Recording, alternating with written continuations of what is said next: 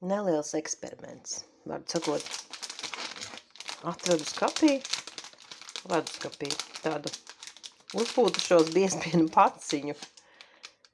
Jā, nu lūk. Un apskatījos, kā šo biezpienu varētu pārstrādāt internetā. Un tur ir parādīts kaut kas tāds interesants, ko es nosauktu par manu visgaršīgāko siera produktu. Sieriņš ir glīti iepakots, apakšā paciņā ir folija ietērps mūsu biezpienam, manam biezpienam, no kur es kaut ko darīšu. Un, lūk, paskatoties iekšā, biezpieniņš izskatās tīri labs, pasmažosim. Pat nav skābums maka, bet biezpiena termiņš ir beidzies jau 3 mēnešus atpakaļ. Tālūk, biezpienu likšu iekšā trauciņā, lai to sablenderētu. Pats svarīgākais, protams, ir uzlikt vāciņu virsū, jo visdrīzāk tur lidos visu gaisu. Biezpienu blenderēju līdz tam brīdim, kad viss šī te masa paliek tāda vienveidīga. Un es vāku tomēr noņēmu nost, un kad ieslēdzu šo te savu aparātu, kas ir domāts kokteļiem, tur rodās tāda kā gaisa telpa apakšā, un sanāk tā, ka kamēr es to darbinu un daru, es ar karotu piespiežu, lai tas biezpiens tur aiziet apakšā, kur ir šis te tāds pats uzgals kā īstam blenderim, kur otrādi mēs darām, ja, kad mēs uzliekam blenderi virsū un blenderējam to vietu, kas mums interesē. Bet šeit tā vienādi, nav īstais aparāts, lai blenderētu biezpienu, bet arī tā var. Un tad, lūk, un tad, kad šī te masa ir sablenderēta, es pielikšu klāt sāli uz šo mazo trauciņu, varbūt pusteikaroti sāli un cukuru, un 1 oliņu. Tā kā es esmu liels sāls mīlētāja, es pieliku uz šo 2 tādas karotītes, tātad 2 pusteikarot, acīm redzot. Un tagad likšu klāt oliņu, jā, arī sviestu vajadzēs. Tad, kad pieliku oliņu klāt, tad biezpiena masa ļoti forši kuļās un paliek smalki sakulta, un šo masu es droši varēšu likt dodiņā, lai taisītu šo te jauko siera izstrādājumu. Tā kā biezpiens bija jau 3 mēnešu vecs, es izlēmu nevis sviestu izmantot, bet šādu produktu sviestam līdzīgo. To es arī pielikšu klāt un arī sablenderēšu ar biezpienu masu. Izskatās ļoti brīnišķīgi, paliek pat zeltens, laikam tāpēc, ka oliņa iedeva savu krāsu. Un tagad šo masu es likšu bļodiņā,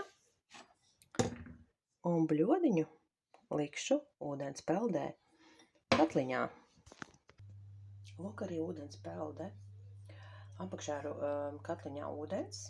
Man patīk strādāt ar indukcijas plītiņu, jo tur ir ārkārtīgi forši tas, kad tu vari regulēt temperatūru.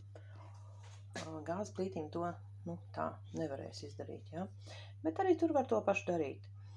Un lūk, un tagad tātad ūdens peldē, ja? Šeit apakšā ir ūdens, un virsū ir trauciņš ar mūsu sagatavoto siera masu. Gandrīz palaidu garām pašu galveno, jo soda ļoti palīdzēs sieriņam kļūt tādam, līstošam, irdenam, tā kā mazliet kā rauks strādās. Apmēram šādi. Nedaudz.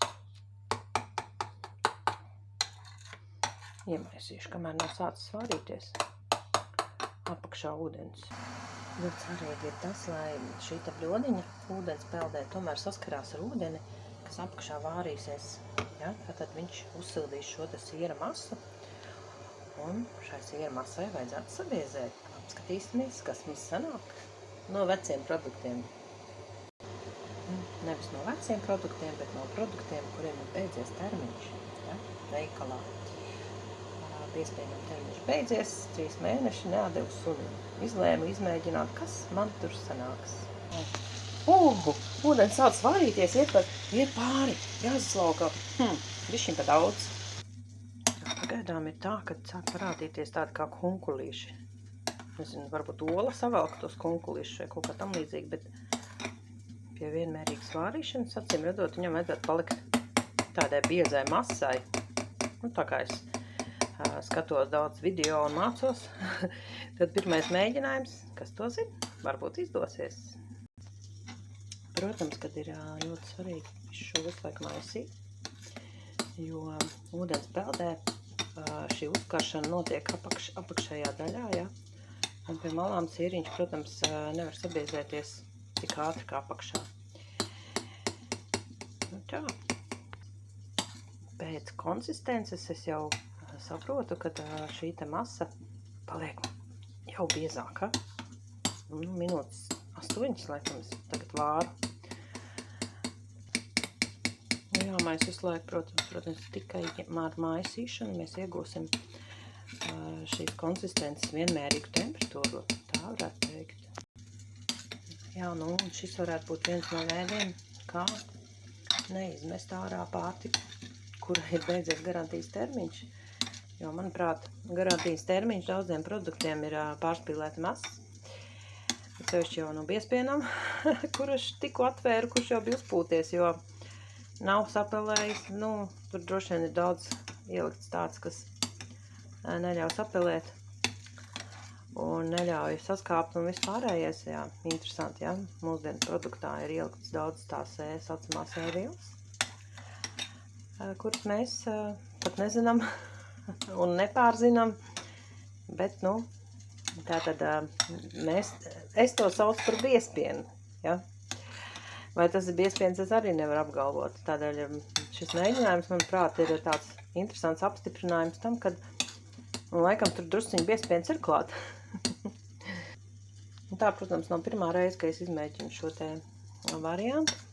Vienkārši ienāca prātā, ka šausmīgi gribās kausēt to sieru, to mīksto.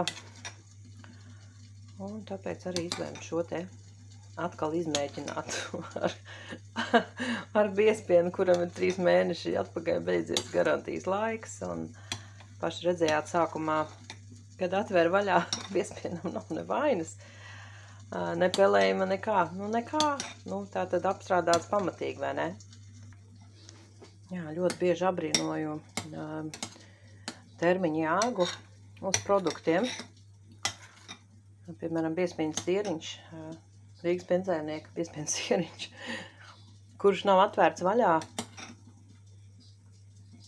3 mēneši atpakaļ, piemēram, ja, beidzās laiks, termiņš saucamais. Un tagad viņu atver vaļā pēc 3 mēnešiem. Arī šim sieriņam nav pelējums, nav smaka, nav skābuma garš. Vārdu sakot, termiņš ir, es nezinu, kādām tur atribūcijām vajadzīgs, bet pats sieriņš vēl ar vienu pēc 3 mēnešu garantijas beigām, kas stāvies leduskapī un nav atvērts vaļā, kas ir bijis, tātad vakumā, ir ēdams. Jā, es tā īsti nevaru saprast. Masa ir, protams, palikusi tāda vienveidīga un tāda forša, kā biezkrējums. Laikam tā kā atdzesīs, tad arī sapratīsim, kas šeit īsti notiek. Un garša pilnīgi normāla. Jā, garšvielas pieliku tikai to sāli un cukuru, ko es teicu, jo lasot daudz piezīmes, sapratu, ka jo vairāk pieliek sieram klāt visādas tur ķīmenes, es nezinu, baravikas un šķiņķi un vispārējo, tātad šeit nav ķīmijas klāt tādas, ja, kā liek tur piena kombinācija vai tukumpiens un vispārējie, kas taisa šo sieru. Tad viņam nav ilgs tas termiņš, ja, šim sieriņam termiņš nav garš. Un, ļodiņi nav no mazākajām, tie ir apmēram Nu, man sieriņš pietiks apmēram 2 nedēļas, ko uz maizītes uzlikt sviestu vietā, piemēram, ja. Nu, es tā sviestu baigi nemīlu. Man patīk vai nu biespiena apakšā, vai Filadelfija ir tāds jau populārs produkts, ļoti garšīgs. Dārgs, bet garšīgs. Tad, nu, lūk, tagad es vāru. Tātad izmaksas, padomāsim, cik tad ir izmaksas? 1 ola, 1 puskarotīta soda, sals, to var skaitīt santīmos, varbūt 20 kopā.